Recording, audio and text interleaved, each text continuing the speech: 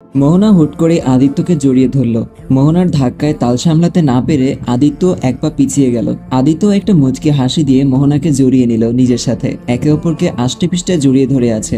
আদিত্য তার টি শার্টের বুকের দিকটা কিছুটা ভেজা আন্দাজ করলো। দুই হাত দিয়ে মোহনার মুখটা উঁচু করতেই দেখে মোহনার চোখ বেয়ে পানি পড়ছে।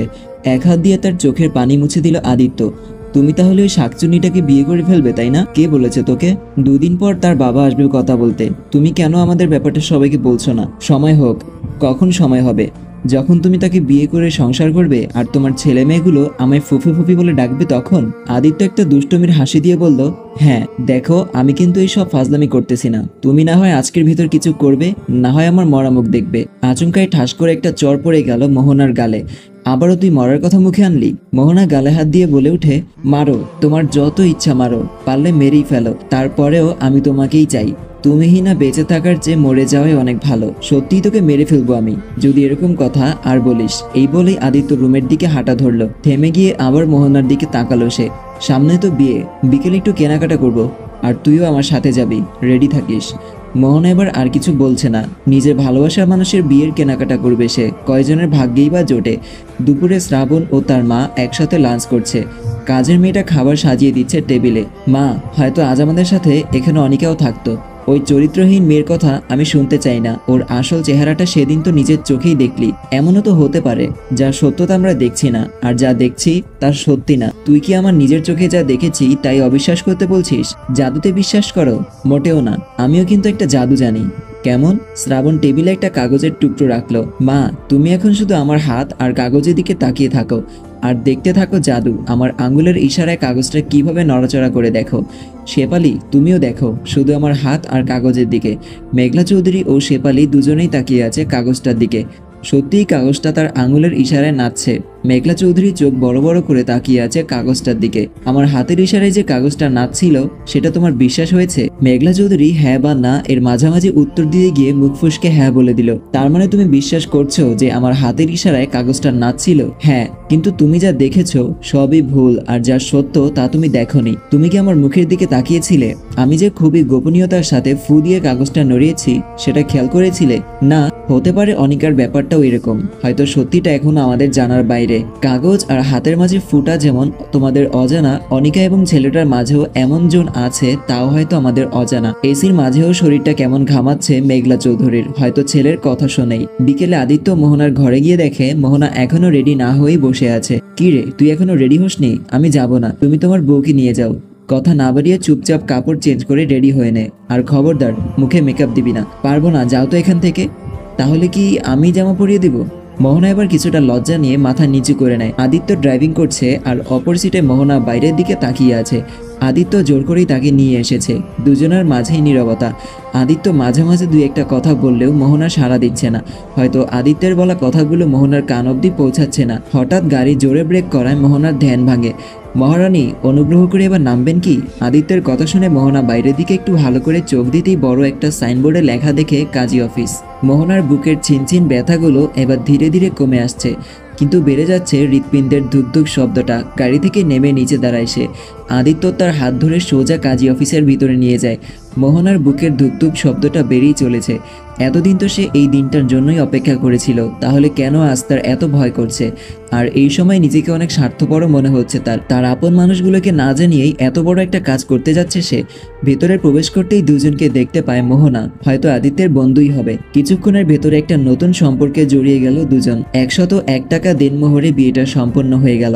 সবকিছু যেন মাথার উপর দিয়ে যাচ্ছে তার। মনের ভয়টা বেড়েই চলল, সাথে কিছুটা লজ্জাও বোধ করছে। একটু আর চোখে আদিত্যের দিকে তাকায় সে। এই লোকটা এখন আমার বিবাহিত স্বামী, ভাবতেই লজ্জায় লাল হয়ে যাচ্ছে সে। কিন্তু কেন তার এত লজ্জা লাগছে? সে তো ঠিকই তার স্বপ্নের ছোঁয়া পেতে যাচ্ছে, কিন্তু সবার মনে কষ্ট দিয়ে সুখী হতে পারবে কি? রাত ঘনিয়ে এলো। আদিত্য আর মোহনা বাড়ি ফিরে আসলো। বাড়িতে প্রবেশ করা মাত্রই মোহনার বুকটা কেঁপে ওঠে, কিন্তু আদিত্যের দিকে তাকিয়ে কোনো চিন্তার ছাপই দেখতে পায় না সে। ওদিকে শ্রাবণ বসে আছে ওই লোকটার সামনে। লোকটার মুখ থেকে আগুনের ঠিকানাটাই বের করতে পারছে না সে বলে যাচ্ছে আগুনের সাথে শুধু ফোনেই তার কথা হয়েছিল, কিন্তু নাম্বারটাও বন্ধ। তাই লোকটার কথা শ্রাবণ বিশ্বাস করতেই পারছে না।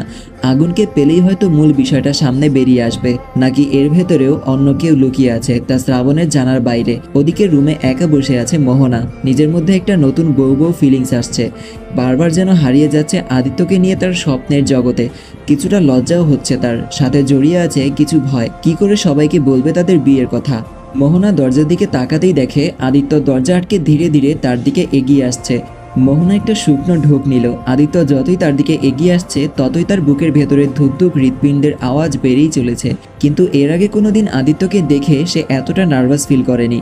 কিন্তু আজ কেন এমন লাগছে? আদিত্য কি এখন তার কাছে স্বামীর অধিকার চাইবে? কিন্তু এভাবে কেন? একটা মেয়ের কতই না স্বপ্ন থাকে এই দিনটার জন্য, আর আজ কি না তার চোরের মতো মনে হচ্ছে।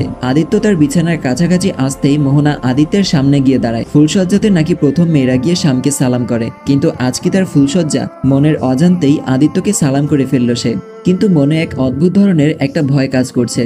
ভয়ে ভয়ে পিছুতে গিয়েই বিছানায় পড়ে গেল সে। আদিত্য এবার তার শরীরের উপর দিয়ে তার মুখোমুখি। মোহনা আদিত্যের চোখে চোখ পড়তেই চোখ সরিয়ে ফেলেছে। কি অদ্ভুত বর রে বাবা! কিছু বলা নেই কহা নেই, সোজা নিজের অধিকার ভোগ। হায়রে কপাল আমার! মোহনা চোখ দুটো বন্ধ করে মুখটা একপাশে করে রাখলো।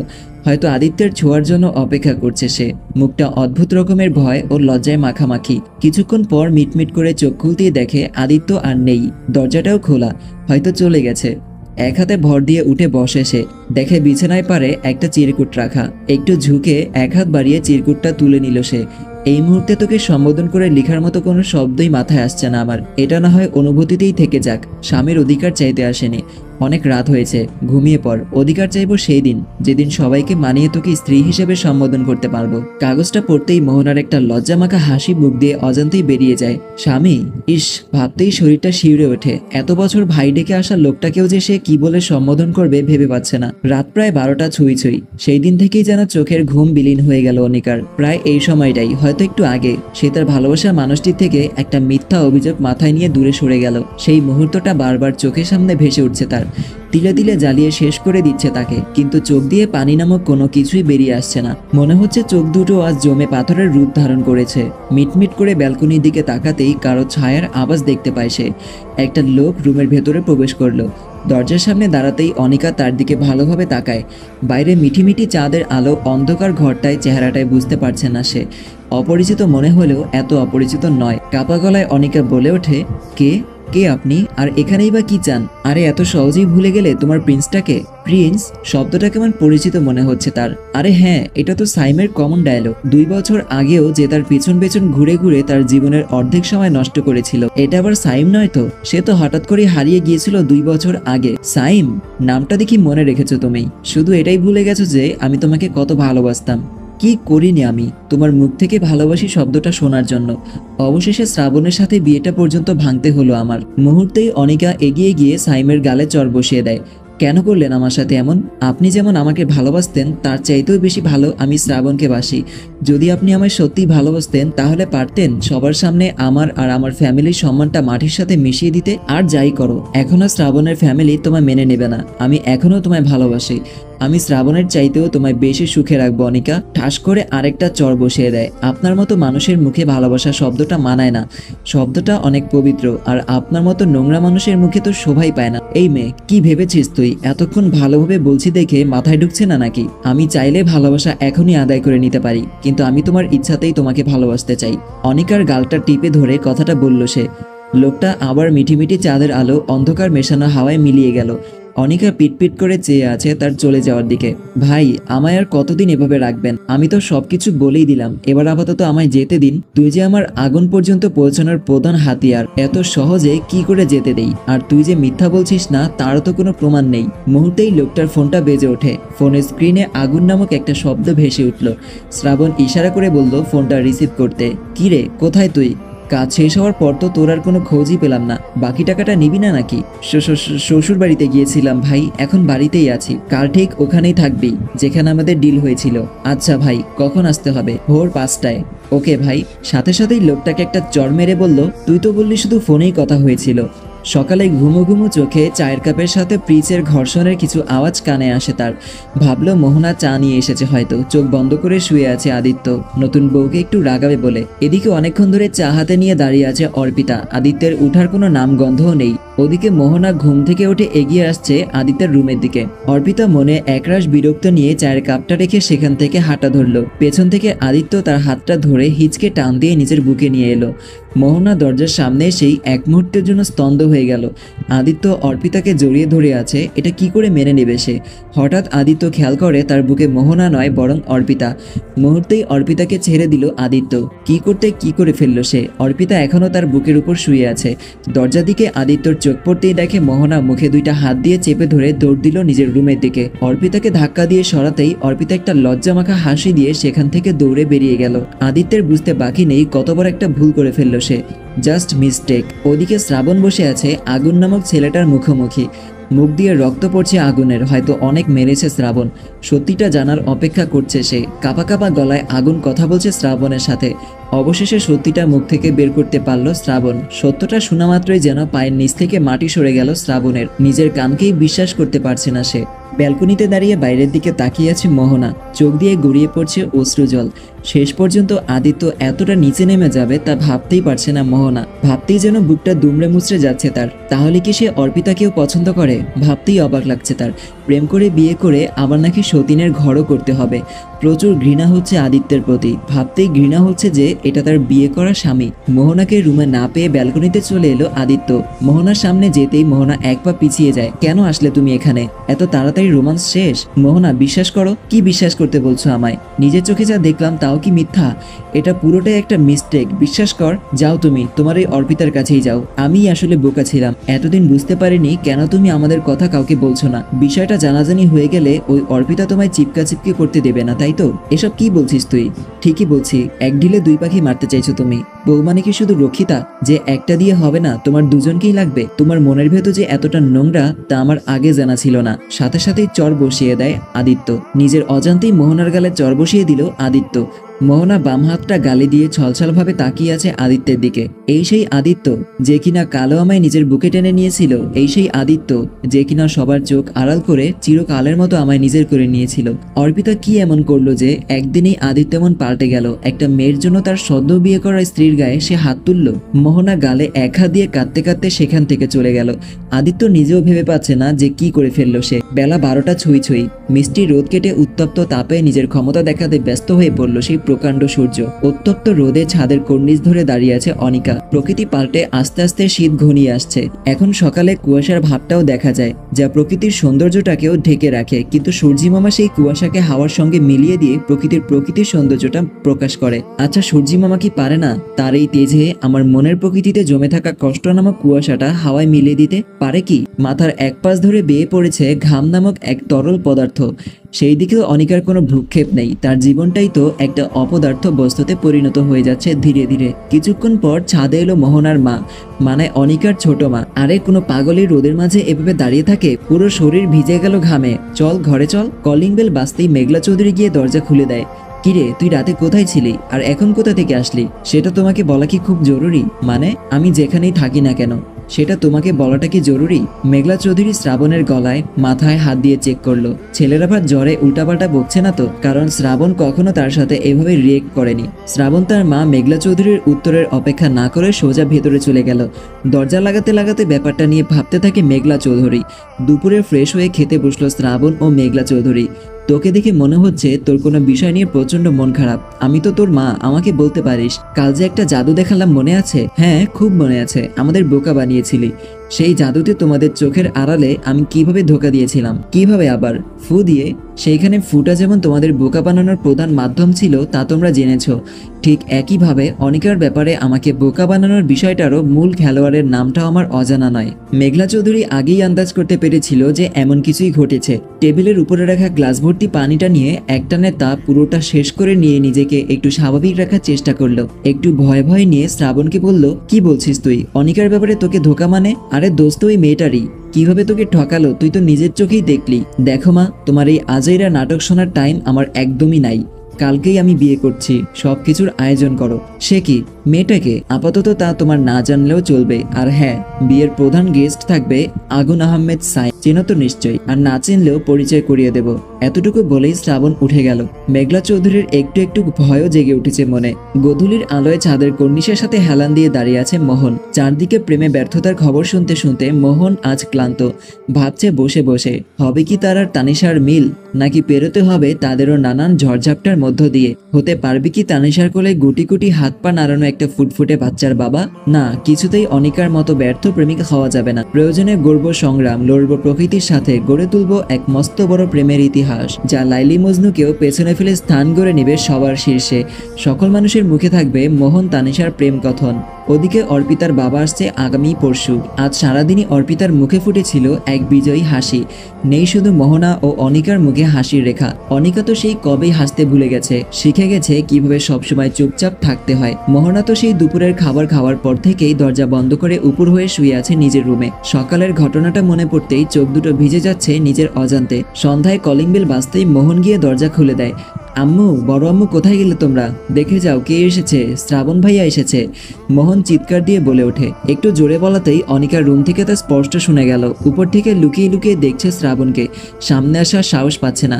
আহান চৌধুরী বাড়িতেই ছিল, সেখানে আসতেই শ্রাবণের চোখে চোখ পড়ে তার। লজ্জায় মাথাটা নিচু করে ফেললো আহান চৌধুরী। শ্রাবণ একটু এগিয়ে গিয়েই আহান চৌধুরীকে সালাম দিল। দুজন সোফায় বসে আছে। আমি খুবই লজ্জিত শ্রাবণ, দুইটা মেয়ের ধারা দুইবার তোমরা অপমানিত হলে। ছি ছি মামা, এভাবে বলবেন না। আপনি আমার মামা, আপনাকে বাবার মতোই সম্মান করি আমি। অনিকার মাথার উপর যে মিথ্যা অপবাদে চাপ দেওয়া রয়েছে তা উন্মোচন করতেই আমি এখানে এলাম। দেখো, অনিকার ব্যাপারে আমায় কিছু বলতে এসো না। যেই মেয়ে এই পরিবারের মান ইজ্জত এতটুকু রাখতে পারেনি, তার ব্যাপারে আমি কিছুই শুনতে চাই না। মনে হচ্ছে অনিকার ব্যাপারে আপনি এখনো রেগে আছেন, কিন্তু অনিকাকে যদি আমি নির্দোষ প্রমাণ করতে পারি। কি বলছো তুমি?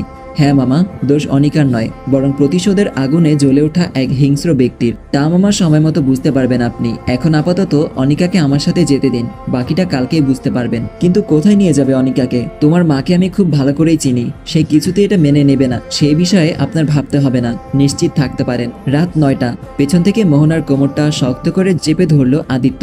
মোহনা নিজেকে ছাড়ানোর প্রাণপণ চেষ্টা করছে। সারাদিন কষ্ট দিয়ে এখন আসছে দরদ দেখাতে। এত রাতে এখানে এলে কেন? যাও, অর্পিতার কাছে যাও। এখনো রাগ করে আছিস? বললাম না ব্যাপারটা পুরোটাই মিস্টেক। আমি তোকে ভেবেই ওভাবে অর্পিতাকে জড়িয়ে ধরেছিলাম। আমি কি জানতাম এত সকালে সে আমার রুমে যাবে চা নিয়ে? আমি আরো ভাবলাম এত সকালে আমার বউটা আমার খেদমত করতে গেল বুঝি। সত্যি অর্পিতাকে তুমি ইচ্ছা করে ধরনি? আরে না না না, মোটেও না। তাহলে যে সকালে আমায় মারলে? সরি সরি সরি, 100 বার সরি। আর কখনো আমার এই বউটার গায়ে আমি হাত তুলব না, এই প্রমিস। মোহনা এবার নিজে থেকেই আদিত্যকে জড়িয়ে ধরে কেঁদে দেয়। তুমি জানো না, তোমাকে ওর সাথে দেখলে আমার সহ্য হয় না। তারপরও কেন তুমি আমায় এত কষ্ট দাও? অর্পিতার মা নিশু এতক্ষণ দরজার সামনে দাঁড়িয়ে সবটা শুনছিল। তার মানে এতদিন অর্পিতা মোহনা ও আদিত্যের ব্যাপারে যা বলেছিল সবই সত্যি। আদিত্য মোহনার কপালে একটা আলতো করে চুমু এঁকে দিয়ে রুম থেকে বের হতেই অর্পিতার মায়ের মুখোমুখি। রাত 11টা। ব্যাগে কাপড় চোপড় গোছাচ্ছে অর্পিতার মা নিশুমণি। অর্পিতার রুমে প্রবেশ করতেই দেখে তার মা কাপড় চোপড় গোছাতে ব্যস্ত। অর্পিতা একটু অবাক চোখে জিজ্ঞেস করে, কি হলো মা, কাপড় গোছাচ্ছ কেন? নিশুমণি কাপড় গোছাতে গোছাতে উত্তর দিল, কাল সকালেই আমরা বাড়ি চলে যাচ্ছি, রেডি থাকিস। কিন্তু মা, আমি তোর কিন্তু শুনতে ইচ্ছুক নই, যা বলেছি তাই করবি। তুমি যে বললে কাল বাবা আসবে, আমাদের যতটুকু এগিয়েছিস ততটুকুতেই থাক। কাকে বিয়ে করার স্বপ্ন দেখছিস তুই? সতীনের সংসার করতে চাস তুই? মানে? আদিত্য বিবাহিত। কথাটা শোনা মাত্রই অর্পিতা 2 পা পিছিয়ে যায়। কি কি বলছো এসব? তোমার মাথা ঠিক আছে তো? বিশ্বাস না হলে তুই নিজে গিয়ে আদিত্যকে জিজ্ঞেস করে দেখ না যে মোহনা তার স্ত্রী কিনা। মুহূর্তেই অর্পিতা মাথায় হাত দিয়ে সোফায় বসে পড়ে। প্রচুর রাগ হচ্ছে তার মোহনার ওপর। আগেই সন্দেহ হয়েছিল তার। কি চেয়েছিলাম জীবনে? একজনকেই তো চেয়েছি, তাকেও সে কেড়ে নিল ওই ডাইনি মোহনা। রাগে ফুসতে ফুসতে দ্রুত পায়ে এগিয়ে যাচ্ছে মোহনার রুমের দিকে। আজ হয়তো মেরেই ফেলবে সে মোহনাকে। এতক্ষণে মোহনা গভীর ঘুমে বিঘ্বর। ওদিকে অনিকা বসে আছে শ্রাবণদের বাড়িতে। চোখে ঘুম নেই তার। এখানে আসতে না চাইলেও শ্রাবণ জোর করে নিয়ে এলো তাকে। বাড়ি থেকে বের হওয়া আর এই বাড়িতে পৌঁছানো, এর মাঝখানে বুকের ধুকধুক শব্দটা যেন বেড়ে মিনিট প্রতি 100 এর উপরে চলে গেল। তার একটাই ভয় ছিল, এই বাড়িতে আসার পর মেঘলা চৌধুরীর রিয়েকশনটা কেমন হবে। কোনো মাই তার ছেলের জন্য এমন একটা খারাপ মেয়ে চাইবে না। যা সে সবার সামনেই প্রমাণিত। কিন্তু এই বাড়িতে প্রবেশ করার পর তার ধারণাটা সম্পূর্ণ পাল্টে গেল। মেঘলা চৌধুরী নিজেই এগিয়ে এসে তাদের ভেতরে নিয়ে গেল। কিন্তু কেন? রাতে খাবার শেষে বিছানায় বসে আছে অনিকা। মাথাটা কেমন জানি ঘুরছে, শরীরটাও দুর্বল দুর্বল লাগছে তার। শ্রাবণ রুমে এসেই অনিকার কাছে চলে গেল। দুহাত বাড়িয়ে অনিকাকে নিজের সাথে জড়িয়ে নিল শ্রাবণ। অনেক কষ্ট দিয়ে ফেলেছে সে এতদিন অনিকাকে, প্রচুর যন্ত্রণা দিয়ে ফেলেছে সে। আর না, এবার থেকে নিজের কাছেই রেখে দিবে সে অনিকাকে। অনিকাকে অনেকক্ষণ ধরে খুব শক্ত করে জড়িয়ে ধরে আছে শ্রাবণ। প্রিয় মানুষটাকে ফিরে পাওয়ার ফিলিংসটা তো একটু অন্যরকমই হবে। অর্পিতা দরজাটা ধাক্কা দিয়ে মোহনার রুমের প্রবেশ করেই দেখে মহারানী মনের সুখে ঘুমাচ্ছে। কি করবে ভেবে পাচ্ছে না অর্পিতা। রাগের মাথায় ঘুমের মাঝেই মোহনার গলা চেপে ধরলো অর্পিতা। হঠাৎ এমন হওয়াতেই বিছানায় ছটফট করতে থাকে মোহনা। মোহনা যতই ছটফট করছে অর্পিতা ততই জোরেই চেপে ধরেছে। মোহনার রুমের পাশেই ছিল আদিত্যের রুম। আদিত্য ঘুমানোর জন্য প্রিপারেশন নিচ্ছে, কিন্তু হঠাৎই মোহনার রুম থেকে অদ্ভুত কিছু আওয়াজ তার কানকে স্পর্শ করে গেল। আদিত্য মোহনার রুমের দরজার পাশে দাঁড়াতেই দেখে এই অবস্থা। দৌড়ে গিয়ে অর্পিতাকে আলাদা করে নেয় মোহনার থেকে। ছাড়া পেয়ে মোহনা কাঁচতে থাকে। আদিত্যের চড়ে তাল সামলাতে না পেরে ফ্লোরে ছিটকে পড়ে অর্পিতা। গালে হাত দিয়ে তাকিয়ে আছে আদিত্যের দিকে। নিশুমণি দৌড়ে এসেই হাত ধরে টেনে তুলে নেয় অর্পিতাকে। রাত 12টা। সোফায় বসে আছে বাড়ির সকলে। সামনে দাঁড়িয়ে আছে আদিত্য ও মোহনা। তোরা এত বড় একটা কাজ করে ফেললি, অথচ আমাদের জানানোর প্রয়োজনটাও মনে করলি না। কথাটা বললেন অনামিকা বেগম। তো দুলা ভাই, আপনাদের পাত্রপাত্রী যখন ঘরেই আছে, তাহলে এর মাঝখানে আমার মেয়েটাকে জড়ানোর দরকার কি ছিল? কথাটা বলল নিশুমণি। কবে করেছিস এই কাজ? আদিত্য বলল, বাবা 4 দিন আগে। কবে এত বড় হয়ে গেছিস যে নিজের ডিসিশন নিজেই নেওয়া শিখে গেলি? আদিত্য কিছু না বলে মাথা নিচু করে আছে। যেহেতু তোরা নিজেরাই এত বড় হয়ে গেলি, নিজের মূল্যবান ডিসিশনটাও আমাদের তুচ্ছ করে নিয়ে নিলি। যেখানে আমরা হলাম তোদের জীবনের একটা মূল্যহীন বস্তু মাত্র, সেখানে আমার মনে হয় না তোদের নিয়ে আমাদের এত ভাবা দরকার। অতএব তোদের মতো তোরা বেঁচে থাক। আশা করি তোদের পার্সোনাল লাইফে আমাদের আর কোনো প্রয়োজন হবে না। বাবা, তুমি কি বলছো? বাবা? কাকে বাবা বলছিস তুই? আমি আমার সন্তানকে এই শিক্ষা দেইনি যে নিজেদের কোনো বিষয়ে বাবা মাকে তুচ্ছ মনে করবে। আজ থেকে আমার সন্তান আমার কাছে মৃত। অনেকক্ষণ অনিকাকে জড়িয়ে ধরে আছে, কিন্তু অনিকার কোনো সাড়া শব্দ পাচ্ছে না সে। বুক থেকে আলাদা করতেই দেখে অনিকা অজ্ঞান হয়ে গেল। মুহূর্তেই যেন পাগলপাড়া হয়ে গেল শ্রাবণ। কারণ এই মুহূর্তে তার মাকে এক বিন্দুও বিশ্বাস করতে পারছে না সে। বিশ্বাস করবে বা কিভাবে? বিশ্বাস যে সেই কবেই নষ্ট করে ফেলেছে সে। তার ভদ্র চেহারার আড়ালে যে একটা খারাপ চরিত্রের মানুষ লুকিয়ে আছে, তা তো সে প্রমাণ করেই ফেলেছে। এখন কি গ্যারান্টি আছে যে অনিকার ক্ষতি সে করতে চাইবে না? পাজাকোলা করে অনিকাকে নিয়ে গাড়িতে উঠল শ্রাবণ। পাগলের মতো ড্রাইভ করছে সে। এত রাতে ডাক্তারও ছিল না, তাই ফোন করে অনেক কষ্টে নিয়ে এলো একজনকে, তাও আবার তার নিজস্ব চেম্বারে। রাত 1টা। ব্যালকনিতে চেয়ার হেলান দিয়ে বসে আছে মোহনা। একটু আবেগে কখন যে পরিবারের সাথে দুজন এতটা অন্যায় করে ফেললো বুঝতেই পারেনি। সত্যিই তো অনেক অন্যায় করে ফেলেছে ছোটবেলা থেকেই। কোনো আবদারই তারা অপূর্ণ রাখেনি। অতি আদরে অনেক ভালোবাসা নিয়ে বড় করেছে। আর তাদেরকে না জানিয়েই জীবনের এত বড় সিদ্ধান্তটা নিয়ে নিলাম। কিছুতেই ঘুম আসছে না আদিত্যের চোখে, তাই ছাদে গিয়ে হাঁটাহাঁটি করছে সে। আজ মনে হয় সকালে কুয়াশাটা একটু বেশিই পড়বে। এখনো খুব ভালোভাবে কুয়াশাটা ধরেছে। ছাদের এই পাশ থেকে ওই পাশ দেখাটাই টাপ। এত কুয়াশার মাঝেও শরীরটা ঘামাচ্ছে তার। দুই চোখ জুড়ে শুধু কুয়াশা আর কুয়াশা। কিন্তু সামনে এগোতেই তা যেন হাওয়ায় মিলিয়ে যাচ্ছে। মনে হচ্ছে কুয়াশাগুলো আজ তাকে স্পর্শ করতে চাচ্ছে না। গায়ে একটা চাদর জড়িয়ে ছাদে উঠে এলো অর্পিতা। হয়তো আদিত্যের সাথে এখনই তার শেষ কথোপকথন হবে। পেছনে কারো অনুভূতি টের পেয়েই পেছনে ফিরে তাকালো আদিত্য। কেন করলে আমার সাথে এমন? তুমি তো আমায় ভালোবাসতে, তাই না? কথাটা বলল অর্পিতা। আমি তো কখনোই বলিনি তোমায় ভালোবাসি। নাও তো বলনি, তাই না? ফিরিয়ে না দেওয়ার অর্থ এই নয় যে আমি তোমাকে ভালোবাসি। তুমি তো আজ সকালেও আমায় ভালোবেসে বুকে টেনে নিয়েছিলে, মনে আছে কি? দেখো, ব্যাপারটা পুরোটাই অনিচ্ছাকৃত। আজ সকালের পর থেকে কেন জানি এক মুহূর্তের জন্য হলেও মনে হয়েছিল তুমি আমাকে ভালোবাসো। হয়তো বলতে পারছো না, কিন্তু তোমার পুরোটাই মন জুড়ে যে মোহনার বসবাস, সেটা আমার জানা ছিল না। যদি জানতাম তুমি আমায় ভালোবাসো না, তাহলে কখনোই তোমাদের মাঝে কাবাবের হাড্ডি হয়ে যেতাম না। আমি কাল চলে যাচ্ছি। ভালো থেকো তুমি মোহনাকে নিয়ে। যদি আমার স্যাক্রিফাইসে ভালোবাসার মানুষ আর সুখে থাকতে পারে, তাহলে স্যাক্রিফাইসটাই না হয় আমি করলাম। আমার স্বপ্নটা না হয় অপূর্ণই থেকে যাক। সবাই তো আর স্বপ্ন ছোঁয়ার পায় না। আমি না হয় সেই দলেরই একজন হয়ে গেলাম। ওইদিকে মোহনের আজ বিয়ে। সারা বাড়িতেই হই হুল্লাস। বাড়ি ভর্তি কত মেহমান। তানিশা মস্ত বড় একটা মালা পরিয়ে দিল মোহনের গলায়। মোহনের তো আজ কি না আনন্দ। গলায় মস্ত বড় একটা মালা থাকায় বড় বড় ফিলিংস পাচ্ছে সে। আজ থেকে সে তার তানিশা একসাথে থাকবে। ভাবতেই মনটা খুশিতে ভরে উঠছে মোহনের। হঠাৎই সে অনুভব করে গলায় মস্ত বড় তানিশার পরিয়ে দেওয়া জিনিসটা মালা নয়, বরং ঘুমের মধ্যে পেঁচিয়ে দেওয়া যাওয়া লুঙ্গিটা। মুসলমানের পর ডাক্তার আঙ্কেল বলল কয়েকদিন লুঙ্গি পরে ঘুমাতে হবে, আর তা এখন তার বিয়ের মালা হিসাবে কাজ করছে। অনিকার পাশে বসে কপাল ভর্তি কয়েকটা চুমু এঁকে দিল শ্রাবণ। পাশে বসে মাথায় হাত বুলিয়ে দিচ্ছে সে। শরীর দুর্বলতার কারণেই অজ্ঞান হয়ে গিয়েছিল সে। ডাক্তার কিছু ঔষধ দিল দুর্বলতা কাটার জন্য। কিছুদিন রেস্টে থাকতে বলল অনিকাকে। তখনই হসপিটালে প্রবেশ করে মেঘলা চৌধুরী। শ্রাবণ মেঘলা চৌধুরীর দিকে তাকিয়ে আবার অনিকার দিকে মনোযোগী হলো। তুই আমার বৌমাটাকে হাসপাতালে নিয়ে এলি আর আমাকে একটাবার জিজ্ঞাসাটাও করলি না? শ্রাবণ তার কথায় কিছুটা অবাক হলো বটেই। অবাক জিজ্ঞাসার দৃষ্টিতেই তাকিয়ে আছে মেঘলা চৌধুরীর দিকে।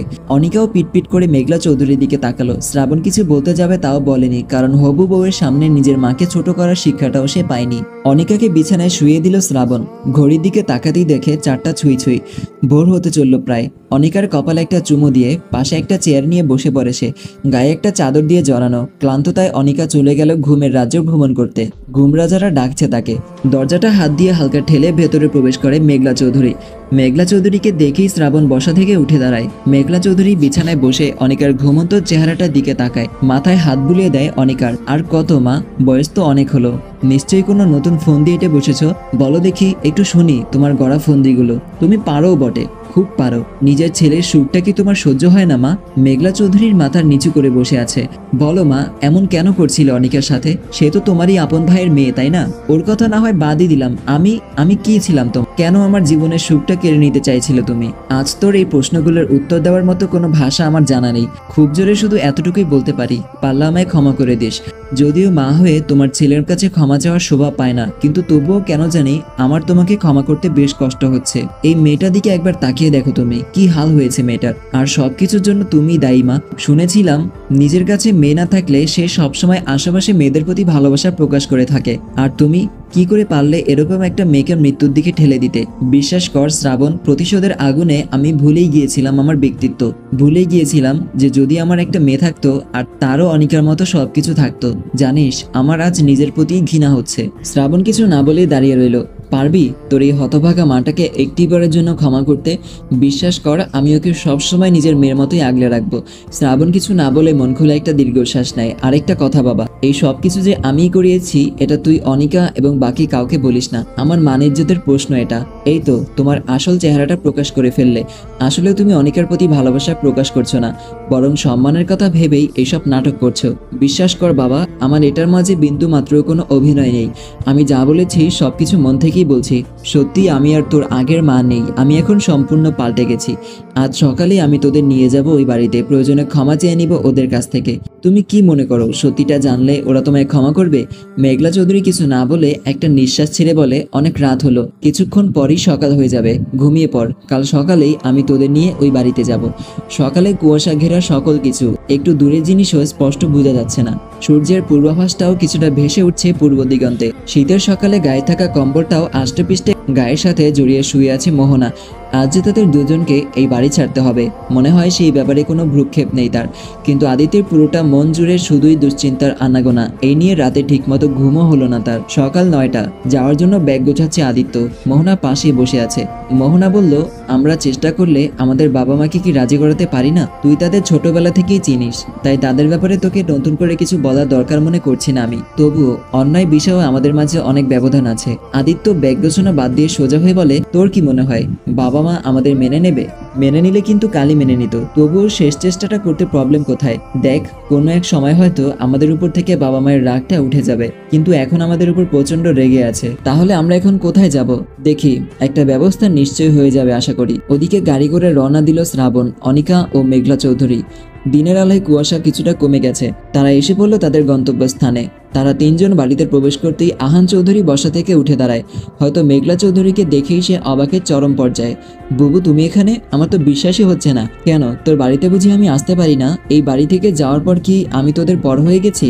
না না, কি বলছো তুমি? তুমি এসেছো, আমি অনেক খুশি। আহান চৌধুরী তাদের নিয়ে সোফায় একসাথে বসলেন। আর এর মাঝে শ্রাবণ একটা বিষয় লক্ষ্য করে, আহান চৌধুরী একবারও অনিকার দিকে ফিরে তাকায়নি। তাই সে বলে ওঠে, মামা, আমি বলেছিলাম যে অনিকাকে আমি নির্দোষ প্রমাণ করব। এই নিন ভিডিওটা দেখুন। মুহূর্তেই যেন মেঘলা চৌধুরীর গলা শুকিয়ে গেল। কি এমন ভিডিও দেখাচ্ছে শ্রাবণ? ভিডিওতে দেখা যাচ্ছে রাতের অন্ধকারে অনিকার রুমে কেউ প্রবেশ করছে, কিন্তু অন্ধকারের চেহারাটা ঠিক বোঝা যাচ্ছে না। কিছুক্ষণ পর লাইটের আলোতে চেহারাটা স্পষ্ট বোঝা যাচ্ছে। চিনতে পারছেন ছেলেটাকে? এ তো সাইম, যে 2 বছর আগেও তানিশাকে ডিস্টার্ব করত। ভিডিওটা ছিল সেই রাতের, যেই দিন সাইম রাতের অন্ধকারে অনিকার রুমে এসেছিল। তার আগেই শ্রাবণ সেই রুমে গোপন ক্যামেরা লাগিয়ে দিয়েছিল, যার কারণে সবকিছুই রেকর্ড হয়ে গিয়েছিল। সিঁড়ি দিয়ে হাতে একটা ব্যাগ নিয়ে একে অপরের হাত ধরে নেমে আসছে আদিত্য ও মোহনা। মেঘলা চৌধুরী বলল, কি ব্যাপার আহান, ওরা কোথায় যাচ্ছে? আহান চৌধুরী কিছু না বলে চুপ করে আছে। মোহন বলে উঠল, ওরা চলে যাচ্ছে, বড় কাকা ওদের বাড়ি থেকে চলে যেতে বলেছে। কিন্তু কেন আহান, কি করেছে ওরা? ওরা বিয়ে করে ফেলেছে ফুফি, তাই বাবা ওদের বাড়ি থেকে চলে যেতে বলেছে। কথাটা বলল মোহন। কি বলছিস আহান? তাই বলে তুই ওদের বাড়ি থেকেই বের করে দিবি? তুই কি থাকতে পারবি তোর একমাত্র ছেলেকে ছাড়া, যে ছেলেকে নিয়ে তুই অনেক গর্ব করতি? তুই ওদের বের করে দিলেই কি সব সমস্যার সমাধান হয়ে যাবে? তারা হয়তো একে অপরের সাথে সুখী হবে। আর তুই কি তোর ছেলেরা সুখ চাস না? আদিত্য ও মোহনা দুজনই মাথা নিচু করে তাকিয়ে আছে। কাজটা যখন ওরা করেই ফেলেছে, রাগার করে কি করবি বল? আর তারা দুজনই তো এই বাড়িরই ছেলে মেয়ে। আহান চৌধুরী বসে আছে, কোনো কথা মুখে নেই তার। আদিত্য আহান চৌধুরীর দিকে করুণ দৃষ্টিতে তাকিয়ে আছে উত্তরের অপেক্ষায়। আদিত্যের মা ও অনামিকার চোখ বেয়ে পানি গড়িয়ে পড়ছে তার একমাত্র ছেলে আর ভাইয়ের জন্য। আহান চৌধুরীর মুখে কোনো উত্তর না পেয়ে আদিত্য মোহনার হাত ধরে সেখান থেকে হাঁটা ধরে। ওদিকে অনামিকার চোখের পানি আরো দ্বিগুণভাবে প্রবাহিত হতে লাগলো। দরজার বাইরে পা রাখতেই আহান চৌধুরী পেছন থেকে ডাক দিয়ে ওঠে। আহান চৌধুরীর ডাকে দাঁড়িয়ে যায় দুজন। মুখ দিয়ে বলেছি বলেই কি চলে যাবি? মনটা কি চায় তা জানতে চাইবি না? বাবাকে এভাবে একা ফেলে গিয়ে তোর কষ্ট হবে না? করুণ স্বরে বলে ওঠে আহান চৌধুরী। আহান চৌধুরী আদিত্যের সামনে আসতেই আদিত্য হুট করেই তাকে জড়িয়ে ধরে কান্না করে দেয়। থ্যাংক ইউ সো মাচ বাবা, আমার 2 ছেলে মেয়ের বিয়ে এভাবে চুপি চুপি হয়ে গেল। মানুষ কি বলবে? আমি কিপটা হলেও এতটা কিপটা না। সবাই জানবে তোদের বিয়ের কথা, সবাই। বরের আসরে বসে আছে আদিত্য ও শ্রাবণ। তার মাঝখানেই মোহন গিয়ে বসলো। ভাইয়া একটা কথা বলি, তাড়াতাড়ি বল, কি বলবি? মোহন বলল, বলছিলাম কি, তোমাদেরটা তো শেষ হয়ে যাবে, আমার ব্যাপারটাও একটু দেখো। কি বলছিস তুই? তোর মতো ছেলেকে বউ দেবে কে? আরে আমার পাত্রী অনেক আগে থেকেই রেডি, সমস্যা নাই, তোমাদেরটার কয়েক মাস পর হলেও চলবে। কি বলছিস তুই? বউ দিয়ে কি করবি তুই? আরে তুমি বুঝতেছো না ব্যাপারটা। চারদিকে যেমন ঝড়ঝাপটা দেখলাম, তাতে এখন আমার ভীষণ ভয় করছে। আপাতত বিয়েটা করে রাখি, বড় হলে না হয় ওকে তুলে নিয়ে আসবো। ভালো না বুদ্ধিটা? 10 দিন পর শেষ বিকেলে হালকা গোধূলির আলোয় টিপ টিপ করে নির্জন রাস্তায় হেঁটে যাচ্ছে দুজন। মাঝে মাঝে হোঁচট খেয়ে পড়ে যাওয়ার অভিনয় করছে মেয়েটা, আর ছেলেটা তাকে সেভ করে টান দিয়ে নিয়ে আসছে বুকের ভেতর। একসময় হোঁচট খেয়ে পড়ে ব্যথার অভিনয় করছে মেয়েটা, আর ছেলেটা তাকে পাজাকোলা করে হেঁটে চলেছে ওই নির্জন পথ। হাঁটতে হাঁটতে সন্ধ্যায় বাড়ি ফিরে আসে আদিত্য ও মোহনা। সন্ধ্যা পেরিয়ে রাত, কনকন শীতে ব্যালকনিতে গায়ে হালকা একটা চাদর জড়িয়ে দাঁড়িয়ে আছে একটা ছেলে। পেছন থেকে ভেসে আসে একটা মেয়ের ডাক, ওগো ঠান্ডা লেগে যাবে তো, ঘরে চলে আসো। কোমল স্বরে ছেলেটা বলে ওঠে, এদিকে আসো আমার কাছে। মেয়েটা কাছে যেতেই ছেলেটা এক চাদরের নিচে দুজনকে জড়িয়ে নেয়। কাঁধে থুতনিটা রেখে বারবার বলে, ভালোবাসি ভালোবাসি ভালোবাসি। এই কনকন শীতে এক চাদরের নিচে জড়িয়ে ধরে আছে শ্রাবণ অনিকাকে। ওদিকে হতভাগার মতো একাকিত্ব নিয়ে পড়ার টেবিলে অঙ্ক কষে যাচ্ছে মোহন। সেই দিন বাবাকে বিয়ের কথা বলায় পাছায় পড়া লাঠির আঘাতগুলো এই শীতে এখনো কনকন করছে। আসসালামু আলাইকুম এভরিওয়ান। তো এই পর্বের মাঝে শেষ হয়ে গেল আমাদের এই গল্পটা। সো গল্পটা আপনাদের কাছে কেমন লাগলো অবশ্যই কমেন্টে আপনাদের মতামতগুলো জানিয়ে যাবেন। আর ভিডিওটা ভালো লাগলে অবশ্যই লাইক করে যাবেন। আর হ্যাঁ, চ্যানেলে যারা নতুন আছেন তারা অবশ্যই সাবস্ক্রাইব করে রাখবেন। সো দেখা হচ্ছে খুব শীঘ্রই নতুন কোনো গল্প নিয়ে। সবাই ভালো থাকবেন, সুস্থ থাকবেন। আল্লাহ হাফেজ।